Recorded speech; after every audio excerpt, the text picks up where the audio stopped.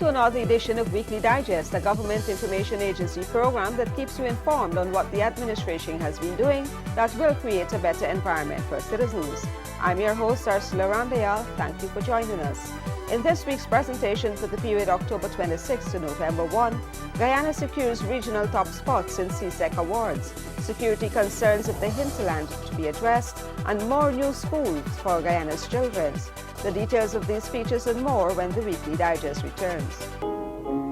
Guyana needs the Amalia Falls hydropower project because all consumers will benefit from cheap and reliable electricity. Consumers will save approximately $3.5 billion over a period of 20 years. Guyana will save $90 million on fuel importation, and investors' confidence in Guyana will increase. More jobs will be available. All Guyanese need to come on board now. Reduction in consumer tariffs will be at least 20%. With the Amaila Falls hydropower project, all consumers will benefit from cheap and reliable electricity. In fact, reduction in consumer tariffs will be at least 20% in 2017 and considerably more in the years ahead. This project will save residential, commercial and industrial entities approximately $3.5 billion over a period of 20 years. At present, it costs about 25 cents per kilowatt hour to generate electricity using heavy fuel oil and about 30 to 35 cents per kilowatt hour using diesel. With Amaila, Guyana will save a dramatic 20 to 25% on its fuel importation bill, or about $90 million. Investors' confidence in Guyana will increase, and the manufacturing and services sector will be significantly boosted. In the climate change arena, Guyana has already taken on a leadership role with its low-carbon development strategy, and with this Amaila project, the country could also become a leader globally for renewable power. This project will add 6 percentage points to real GDP growth during the construction phase alone. The total public debt to Guyana for this project is zero. Cheap energy is vital to the industrialization of Guyana. Thousands of jobs would be created due to industrialization. After 20 years, the hydropower facility will be 100% owned by Guyanese, and it is expected to last 100 years. Welcome back. Guyana has copped 5 of the 8 regional CSEC awards offered in 2013, including the Best Overall Student. Guyana has maintained its good performance at CSEC and copped the overall outstanding achievement. This was awarded to Yogita Prasad of Anna Regina. The other 4 awards went to Rafina Mustafa of Saraswati Vidya Niketan for the Most Outstanding in Humanities, Cecil Cox of Queen's College, Most Outstanding in Sciences, Sasha Woodruff of Queen's College, Most Outstanding in Business Studies, and Zamina Rashid of Anna Regina, Most Outstanding in Technical Vocational. We have gotten 5 of the 8 awards, something we can be justly proud of. This is, I want to bring to your attention, the continuation of the trend that Guyana has been on, the trajectory that Guyana has been on for a number of years now, save and except 2010. We have been copping the Best Overall Student Achievement Award. The other 3 awards for Most Outstanding Candidate in Visual Arts, 2-dimensional work, Most Outstanding Candidate in Visual Arts, 3-dimensional work, and Most Outstanding Candidate in Short Story Writing were won by students outside of Guyana. I believe, and we are absolutely sure, that these achievements, these marks of success, are directly achieved by the investment in the sector, the investment in the various schools. We see repeatedly how children from all over this country are doing well, and that's because we don't treat Georgetown or the top schools any differently from we do the other schools. Within the last decade, Guyana has been consistently winning awards from CSEC because of the excellent performance of its students. In 2012, Guyana won 4 of the 8 regional awards. Government is working in partnership with indigenous communities to enhance security concerns. The annual Two Shows Conference provides a forum for indigenous leaders to meet, discuss and address critical issues affecting their hinterland communities. With increasing levels of development taking place in many of these far-flung and previously isolated communities, the issue of security is a concern.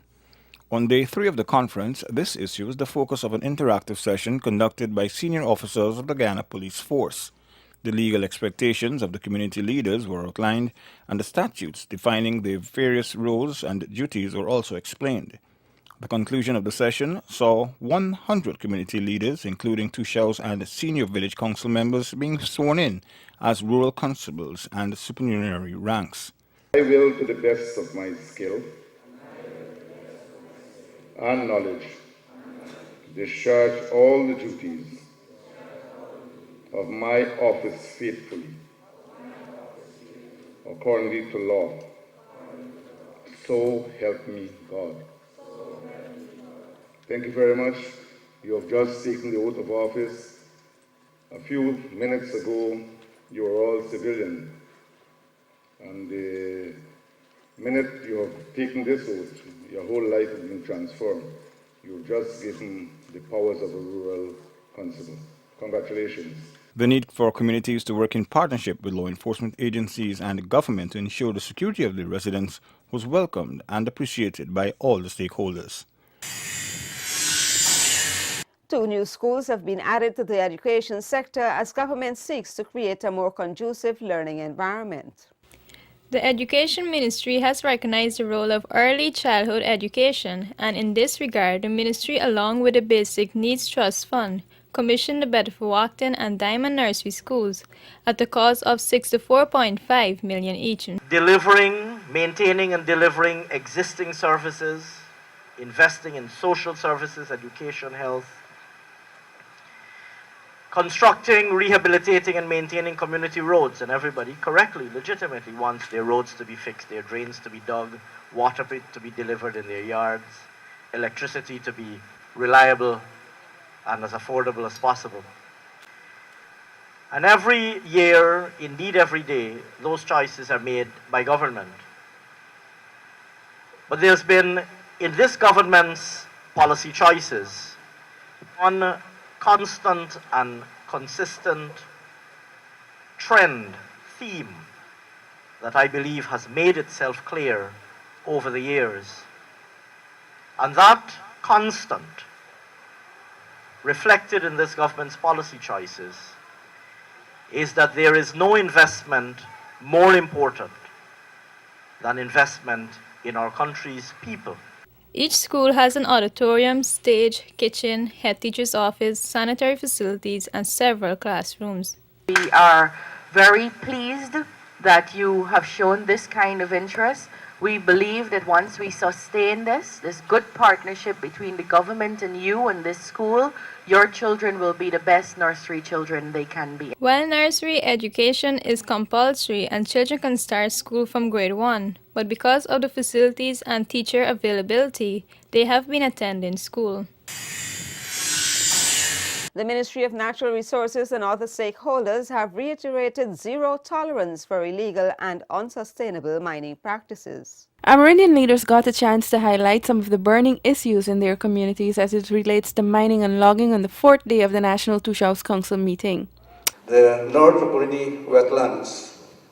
We, the Tushals of the North Rapanui, represented by the NRDDB, repeat our call for our North Rapanui wetlands to be designated and recognized as a community conservation area. I'm quite sure Tushal and villagers will be aware that there were some discussions with representatives of the Protected Areas Commission for a formal proposal to be submitted for which it will be examined and studied so that we can look at this particular request. As you know, under the Protected Areas Act of 2011, there is a defined process by which an area can be so demarcated as a protected area by the President, but it has to go through stages. And based on the representation made, there were discussions with my staff at the Protected Areas Commission, and we await those particular submissions. I'm quite sure you are aware of what I'm talking about. So it's, as it were, the ball is in your court. Government values greatly the role that Indigenous leaders continues to play in ensuring that these resources are properly managed. However, breaching of the laws will not be tolerated. Like you, we would want our agencies to do a better job, to be much more vigilant, to ensure that any form of illegal or unsanctioned or any activity that goes without permission, that those are eliminated. And we need the support from the communities themselves. Leaders were assured that no mining and logging concessions will be granted by the Forestry Commission or the GGMC for lands that are demarcated or titled. There is more of the Weekly Digest after these messages. With the Amaila Falls Hydropower project, all consumers will benefit from cheap and reliable electricity. In fact, reduction in consumer tariffs will be at least 20% in 2017 and considerably more in the years ahead. This project will save residential, commercial and industrial entities approximately $3.5 billion over a period of 20 years. At present, it costs about 25 cents per kilowatt hour to generate electricity using heavy fuel oil and about 30 to 35 cents per kilowatt hour using diesel. With Amaila, Guyana will save a dramatic 20 to 25% on its fuel importation bill, or about $90 million. Investors' confidence in Guyana will increase, and the manufacturing and services sector will be significantly boosted. In the climate change arena, Guyana has already taken on a leadership role with its low-carbon development strategy, and with this Amaila project, the country could also become a leader globally for renewable power. This project will add 6 percentage points to real GDP growth during the construction phase alone. The total public debt to Guyana for this project is zero. Cheap energy is vital to the industrialization of Guyana. Thousands of jobs would be created due to industrialization. After 20 years, the hydropower facility will be 100% owned by Guyanese, and it is expected to last 100 years. Guyana needs the Amaila Falls Hydropower project because all consumers will benefit from cheap and reliable electricity. Consumers will save approximately $3.5 billion over a period of 20 years. Guyana will save $90 million on fuel importation, and investors' confidence in Guyana will increase. More jobs will be available. All Guyanese need to come on board now. Reduction in consumer tariffs will be at least 20%. Thanks for staying with us on the Weekly Digest. Every budget cut has an impact on the Amerindian livelihood, although the links may not be obvious, Finance Minister Dr. Ashni Singh told Amerindians at the National Tushaus Council. The minister explained that every initiative in the budget has impact on the economy and government's ability to respond to the needs of the citizens. When a project such as the small and medium, the micro and small enterprise development project is cut, that is a national project that aims to support small business development throughout our country. So it mightn't seem evident to you that it's a street in your village if you're on a coastal village, or construction of a health hut if you're an Amerindian village or a hinterland village. But it is a program that aims to support small business throughout the length and breadth of our country. Every initiative strengthens the economy and better enables government to garner revenue raised to meet the needs of every community. For every small business that is formed, our economy does better. And so, every time a small business loan is given, you have a new business formed, they will manufacture goods or produce services, they will employ people, they will pay taxes, they will contribute to government revenue, they will enable government to be better able to meet your services. So even if you are the Tushau of a village, or the chairman of an NDC on the coast, and even if nobody in your village would have access or accessed a small business loan under this facility, the signing, the frustrating of this project still affects you. The opposition cut $21 billion out of the 2012 budget, and in 2013 they chopped off some $30 billion. Among the agencies and projects affected this year are the Specialty Hospital, the Guyana Power and Light Company, the GINA, NCN, the CGI expansion project, and the low carbon development strategy that catered for several Amerindian projects. The draft anti-money laundering bill is ready to be presented to the National Assembly. In the face of the looming November deadline, the government members of the Special Select Committee that were tasked with reviewing the amendments to the Anti-Money Laundering and Countering the Financing of Terrorism Act have completed the work that has been pending since April, when the bill was tabled in the House. The bill is now scheduled to be tabled at the next sitting of the House, which should be early next month. Guyana's financial system was reviewed by CFATF, a process which saw the multilateral evaluation report in which several deficiencies were highlighted. The CFATF mechanism provides for amendments to the legislation to respond as needed to the fight against money laundering. The parliamentary opposition has made several attempts to block the passage of the amended legislation. CFATF has already prepared a draft report which will constitute the evaluation report of Guyana. In that report, Guyana is scheduled to be declared a non-compliant jurisdiction. If the bill is passed, the country will be able to prevent being blacklisted. Community development plans for economic progress of Amerindian communities are being implemented and are moving apace. During the third session at the National Territorial Council's meeting, Amerindian leaders were updated on the progress of the community development plans for which 180 communities are expected to benefit. 4 miles. This is all in Region 1. They're doing beekeeping. They received their first tranche of $1,650,000. They had training, theory and practical in beekeeping. They have 7 beehives in the nursery. Implementation is ongoing, and UNDP used like $3,350,000 for procurement. Now let's go to St. Cuthbert's. Ecotourism. They also received the first tranche of $3,650,000 on July 25th. They have outstanding $1,350,000. 6 Benats are completed, 6 Mile Trail completed, 40 feet bird watching viewing tower completed. Monkey Mountain, they changed from tourism to cattle rearing. They had a follow-up scoping mission by UNDP and the Ministry of Amerindian Affairs on October 14th. They're waiting that mission report, and then they will have to have the signing and disbursement. Rupert T, they're doing cassava cash crop, and the first disbursement was made on the 19th of June, $2,521,000. And they have the second disbursement still outstanding, $2,479,000.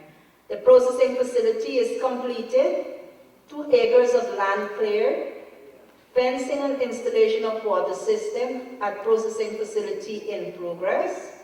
The community development plans under the Amerindian Development Fund of the Low Carbon Development Strategy is another project initiated by government to secure livelihood options for Amerindian villages and hinterland communities, encapsulating economic growth, development, and vision. The project was implemented into 2 phases.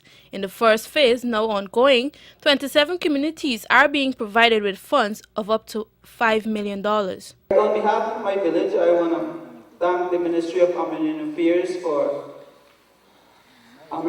and staff for assisting us with our CDP, our farming project, and Ms. Judith mentioned how far we are within our project. This project really boosts a lot of employment for our village, and I know in the upcoming time to come, there will be more employment that it will create. This initial pilot batch will be given a 9-month implementation deadline, and following an assessment, the second stage of the project will be implemented and the funds will be dispersed to the remaining Amerindian communities. Stay tuned. We'll be back with more of the Weekly Digest after the break. With the Amaila Falls Hydropower Project, all consumers will benefit from cheap and reliable electricity. In fact, reduction in consumer tariffs will be at least 20% in 2017 and considerably more in the years ahead. This project will save residential, commercial, and industrial entities approximately $3.5 billion over a period of 20 years. At present, it costs about 25 cents per kilowatt hour to generate electricity using heavy fuel oil and about 30 to 35 cents per kilowatt hour using diesel. With Amaila, Guyana will save a dramatic 20 to 25% on its fuel importation bill, or about $90 million. Investors' confidence in Guyana will increase, and the manufacturing and services sector will be significantly boosted. In the climate change arena, Guyana has already taken on a leadership role with its low-carbon development strategy, and with this Amaila project, the country could also become a leader globally for renewable power. This project will add 6 percentage points to real GDP growth during the construction phase alone. The total public debt to Guyana for this project is zero. Cheap energy is vital to the industrialization of Guyana. Thousands of jobs would be created due to industrialization. After 20 years, the hydropower facility will be 100% owned by Guyanese, and it is expected to last 100 years. Guyana needs the Amalia Falls Hydropower Project because all consumers will benefit from cheap and reliable electricity. Consumers will save approximately $3.5 billion over a period of 20 years. Guyana will save $90 million on fuel importation, and investors' confidence in Guyana will increase. More jobs will be available. All Guyanese need to come on board now. Reduction in consumer tariffs will be at least 20%. During Cabinet's statutory meeting at the Office of the President this week, His Excellency President Donald Ramotar and ministers of the government discussed several issues of national concern. The media was subsequently briefed on Cabinet's deliberations. At its October 22 statutory meeting, Cabinet gave its no objections to 6 contracts in the areas of housing and water, education, tourism, public works, and legal affairs. Government members of the Special Select Committee that were tasked with reviewing the amendments to the Anti-Money Laundering and Countering the Financing of Terrorism Act have been forced to complete the work on the bill after the opposition parties boycotted the planned meeting on October 22. The parliamentary opposition conspired at the end of the session, just before the beginning of the parliamentary recess of 2013, to delay the conclusion of the PSSC, the Parliamentary Special Select Committee's, its consideration of the bill. The opposition has been using various tactics to delay the passage and enactment of this important bill in the face of a November deadline. APNU is behaving as though this amendment bill is not principally a product of and related to Guyana's CFATF obligations. In essence, the amendments to the original anti-money laundering bill came about as a consequence of the multilateral evaluation report by CFATF. CFATF has already prepared a draft report which will constitute the evaluation report of Guyana. In that report, Guyana is scheduled to be declared a non-compliant jurisdiction. If the bill is passed, however, the country will be able to prevent being blacklisted.